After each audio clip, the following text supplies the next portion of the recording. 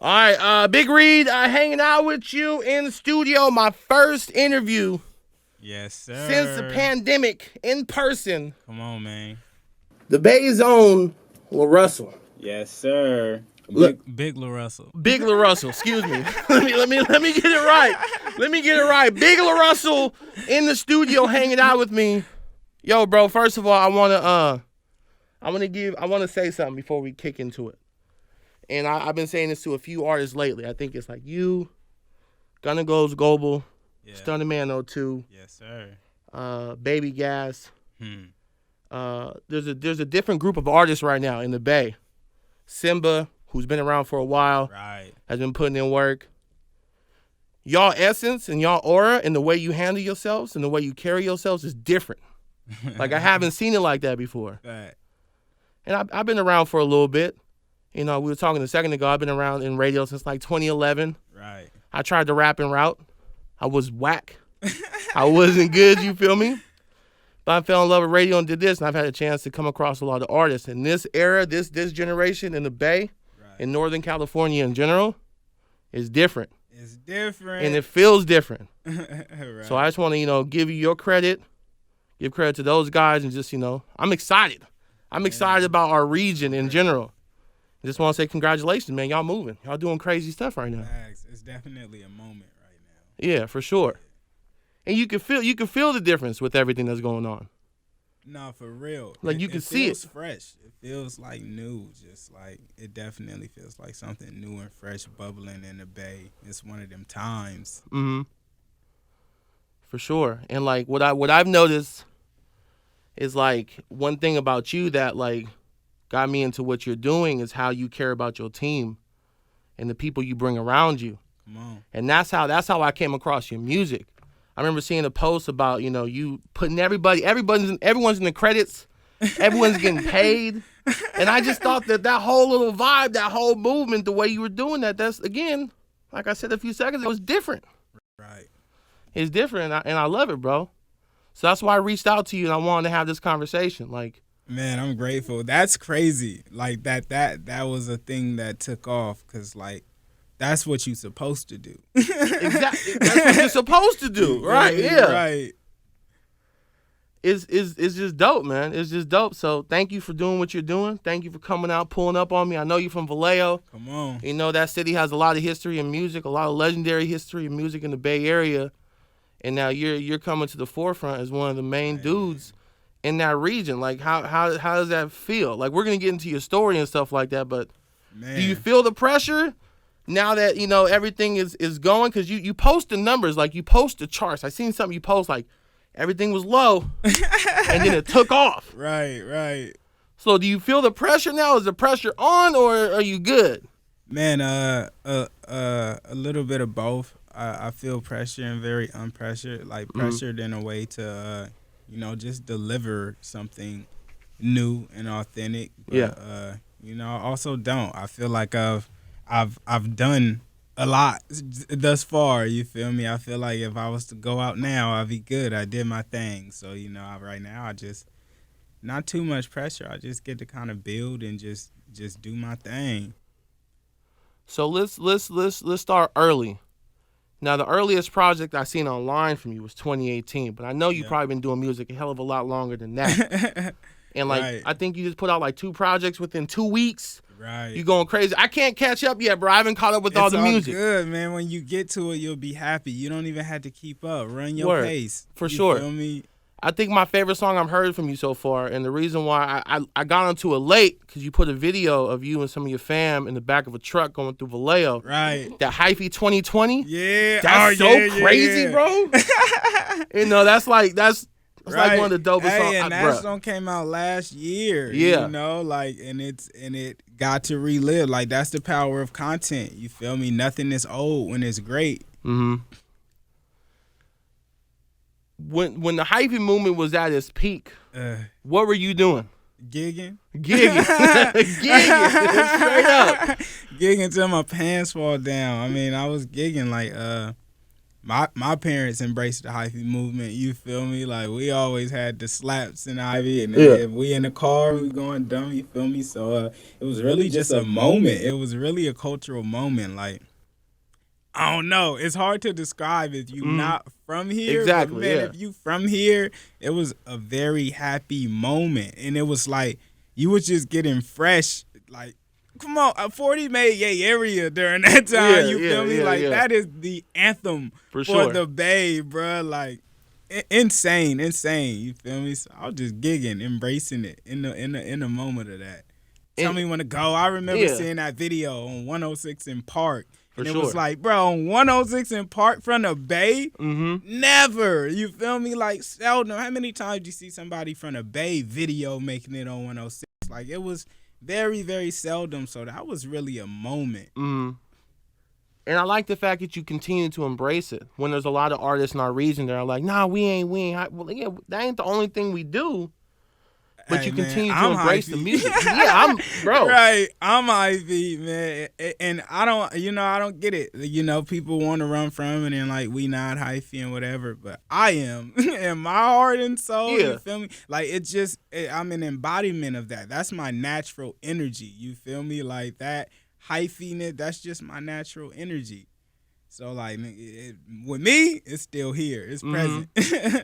Was that around the time when you started to really get into music? Was that like when like your creative side with it started to kick off, or was it a little bit after that?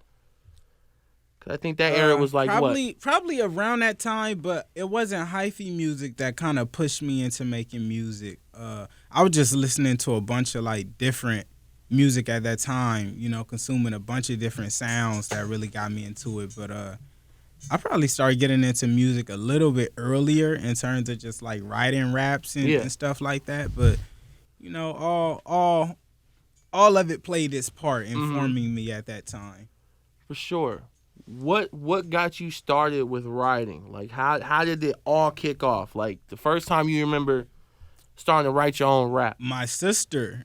I remember we used to have this boombox, man. Shout out moms, man. We had this boombox, and we used to just listen to like beats and songs. Not even beats, and we didn't even have instrumentals. We was writing to the real song while they were rapping, but trying to write your verse behind it. You feel me? And my sister used to write raps and just like rap them. So I'm like, I'm finna write a rap too. You feel me? And from there, it's just kind of like stuck with me. Yeah, that's super dope. That's kind of like with my situation, like when I got on the radio, because at the time, like I would listen to the songs on the radio, and like I'm not ancient, but tapes were a thing still at the time, and I would take a little piece of the paper and put it into the back of the tapes, and that's how you can dub over them. So when I would do that, I would hear like an on-air personality be like, yeah, that was this song, that was that. And I go back, hit the record button. Yeah, that was this, that was that, and that's how I really got into it. That's funny. That's what tight. I mean? I wish I still had those tapes, bro. I don't have none of that That's stuff. tight. So like you were on them joints like now I'm playing. Yeah, I was trying to. That's that's hard, that's how I really got into it. As a kid, that's hard. What a moment, bro. Listening. I wish you had video. Bro, there was. We didn't have like phones like that. That's tight, bro. But what's the crazy thing for me is like at the same time, the person I was listening to doing that is a dude I come on the radio after every single day. No way, bro. It's crazy. Wow. So it's just it's that Bay Area stuff, that our culture and like just wanting to be here and wanting to be involved in everything that was going on. Right. So that's really sick. Like what made you want to like be a DJ? Like that was just like your rappers. Like there was the rappers to you. That was the people that were on the air. The Chewy Gomez's waking up in the morning hearing Chewy, and now he's like an OG that looks out for me. Just listening to those people, though, that was my rappers. Right. I was trying to be Usher back then. That My Way song still go crazy. Right. I dressed up like him in the 4th grade or 5th grade, something like that. But wow. that's what the vibe was, bro. That's what I wanted to do. And then I got into the music side, but obviously everyone think they a rapper at some point. Right. Some people just don't got it. I'm one of them. You know what I mean? So radio just became my thing. That's tight. So you grew up in Vallejo. You've been there your entire life? Basically, I was born in Oakland. We moved to Vallejo when I was like 4. But yeah, I've spent all my formative years there. Word. There's another legendary Vallejo artist that has the same storyline. Come on, man. That was born in Oakland. There's several. Several, right? There's several. Raised in man. Oakland. It's a part of the lineage. You feel me? That's that goat. For sure. Yeah. Who are some of the artists that you started listening to at an early age and throughout your life that has influenced you? I know there's a ton. Like at my own will, or just like hearing. Yeah, at your own will. I mean, I'm sure there's sometimes you were listening to the radio or songs that came on or songs that fam was playing around you that you weren't necessarily into, but you kind of adapted to at one point. But who were the artists that got you going? That was like, yo, these are my guys. Man. Or ladies. Lil Wayne was probably like the first one that I really got to like go seek myself out of like interest. I remember one of my homies in middle school used to have an iPod, and he used to always be just listening. He listened to the same thing every day, you feel me? And it was always Lil Wayne. So he started letting me listen and putting me on. I'm like, bruh, it's different, you feel me? Like, I didn't understand bars back then, but I got that he wasn't saying what everybody else was exactly, saying. Yeah, he was on something different. So I think he was probably like the first one that I went back and kind of seeked and was like, I need this album. I wanted Carter 3. I had to hear it, you know. And then Kanye, I listened to those albums like crazy. Rick Ross. Them probably were like the starter ones, you know, besides what you hear as a kid and like the little Bow Wow and stuff like that. But as far as like me going and seeking it, them for sure.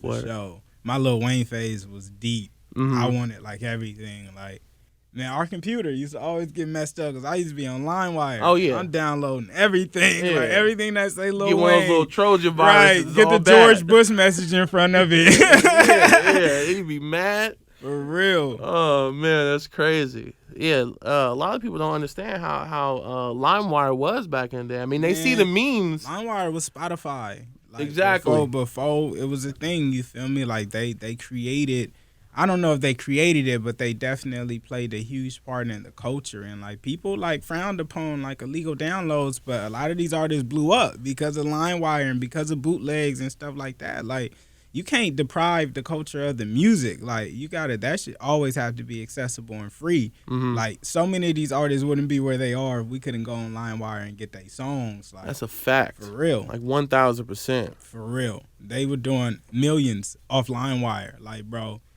forget where the money going. Like, you get in that exposure. You get it. The song is getting it to where it need to be. Like, they made it pop off of there.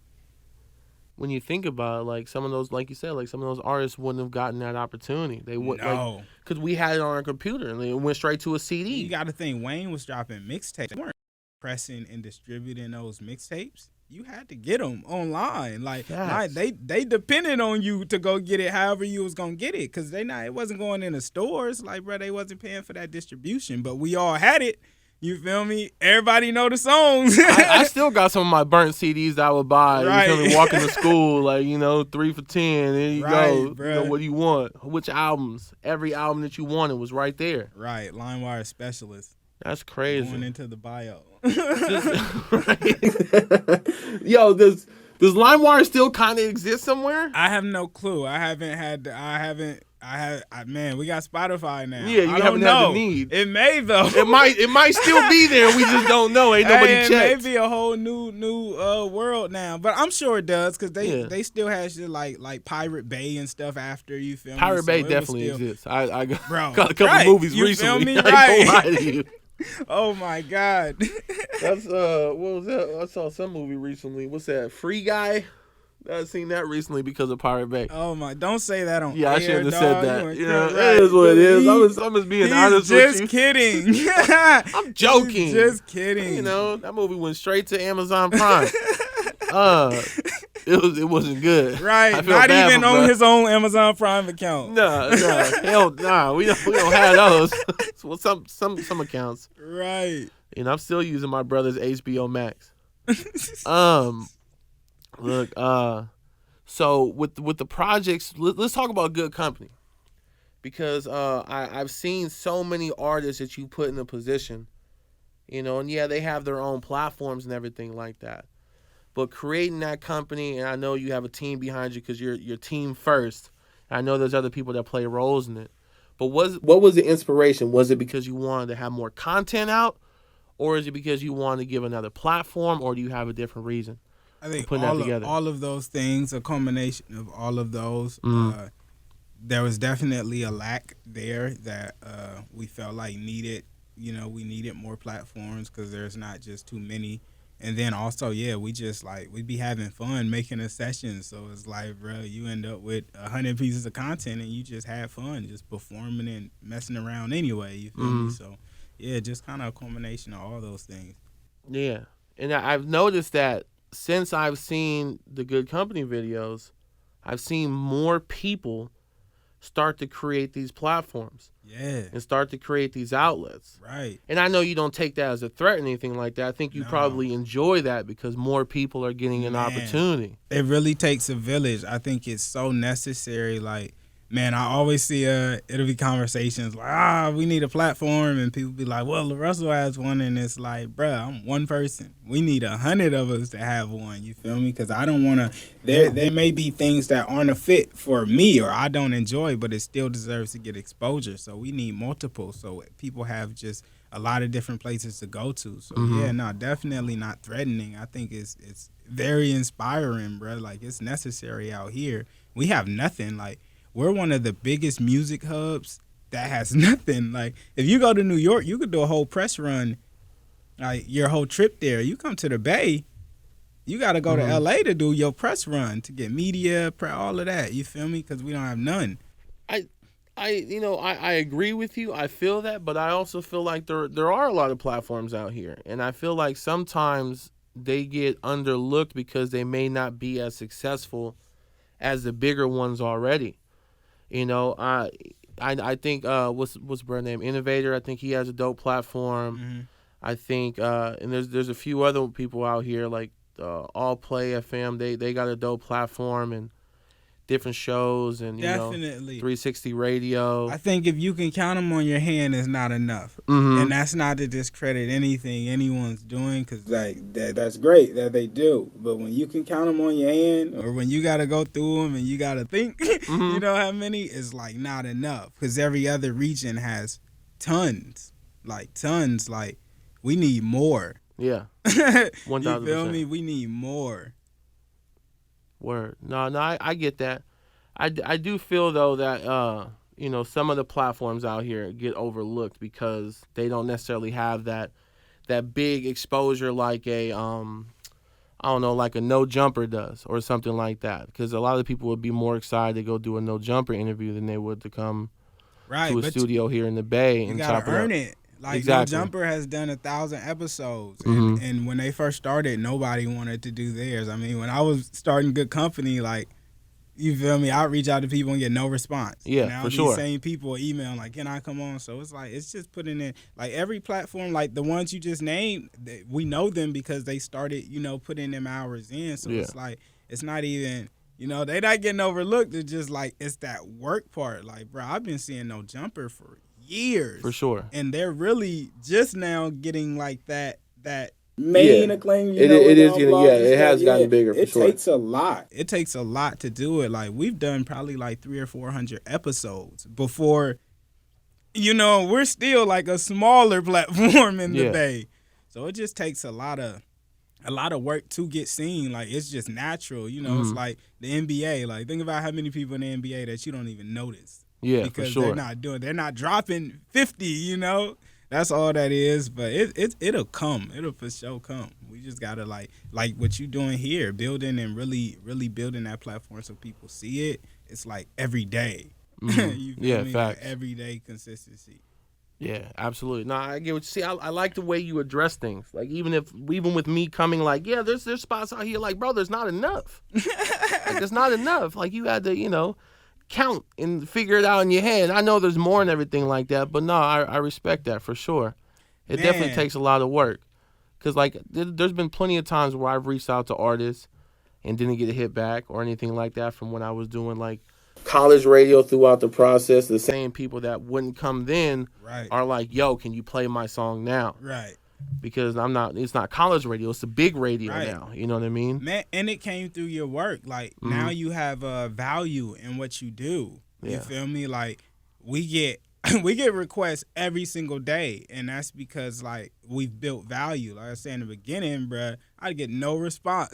Yeah. It was from the same exact people, but it's just like, when people don't see value early on, it's just hard for them to support. And I used to take it like really personal because I'm like, oh, they not messing with me. But it's really like, bruh, people sometimes really actually don't see you. And now that I'm in a position where I have tons of messages and I can't get to everything, I see where some people may have just not seen me early on, where I thought that they was like not messing with me, but it's like, nah, you could really, it's easy to get overlooked when you're not dropping 50 a game, bruh.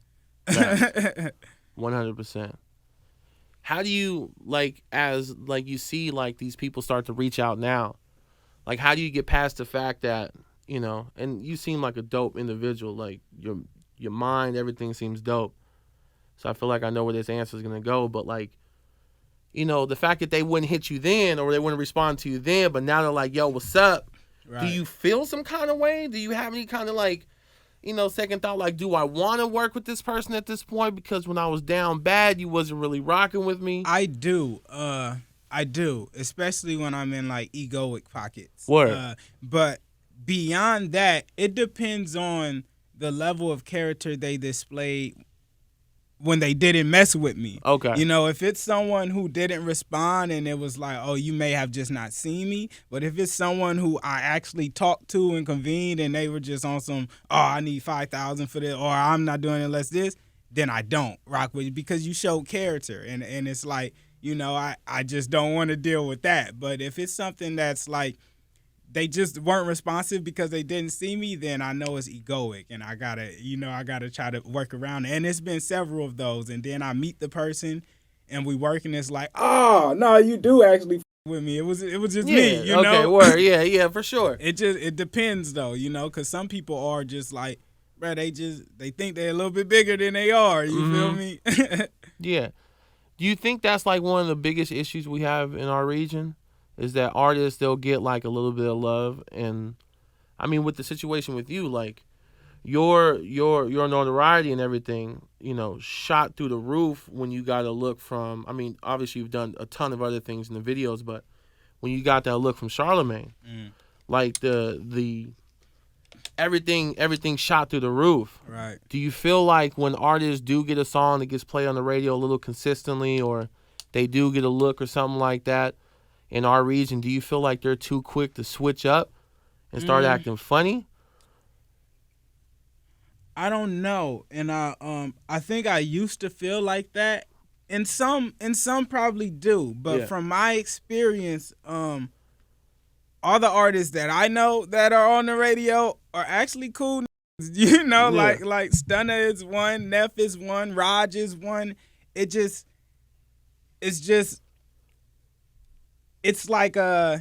like when you're playing in college, you don't often go back to the middle school to hoop with people at the middle school. You feel me? Because you just made it to a different level. And the same, once you make it to the NBA, they're not often out there hooping at the high schools. It's just because they're at like a different level. Not even as a diss or nothing, you feel me? It's just once you reach a certain point, you start playing in your league. Yeah. You're not thinking about high school ball no more because you're in your league trying to keep up and trying to keep putting your points up. You feel me? But I think it could plague some people. It just depends on the person and their character. Like, I don't think it affects the Bay that much because a lot of us don't many of us get to the point where we're on top 40 radio or anything. And the ones who I do hear on there, like I say, the G-Eazy's and the bigger ones, they got, when you look at the album, you see a lot of Bay artists on it. So they're still kind of showing that love. I think the artists who do kind of go in that direction are the ones that's like, you feel me? For sure. No, I get that completely. Are you over the idea that the Bay Area is overlooked? Or do you still think... Like, man, I think it goes back to that same thing for me. I don't think anyone in anywhere is ever overlooked. I think it's either you're dropping 50 a game or you're not. And when you dropping 50 a game and you playing like Jordan and LeBron and D-Wade's and the best of them, you're never overlooked. They gonna see it, It's like it just say, LeBron's in his 19th year, and he's still getting new fans. You feel me? So it's just like you got to keep balling at a high level, and the Bay is like, we just have to keep balling at a high level. Like the more we do that, and like I said, like where you were just saying with platforms, we got 5. It can't just be 5. Like we all have to ball. You feel me? Because people don't tap in for just a couple, and if they do, it only affects that few. So it's like, no, everybody got to ball at that high level if you want to have that regional acclaim. If you want to have that New York acclaim, then you have to have a Jay-Z, a Nas, a DMX, a Biggie. You feel me? Yeah.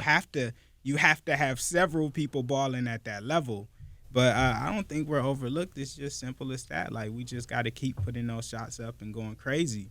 And eventually, the Bay is going to be like that.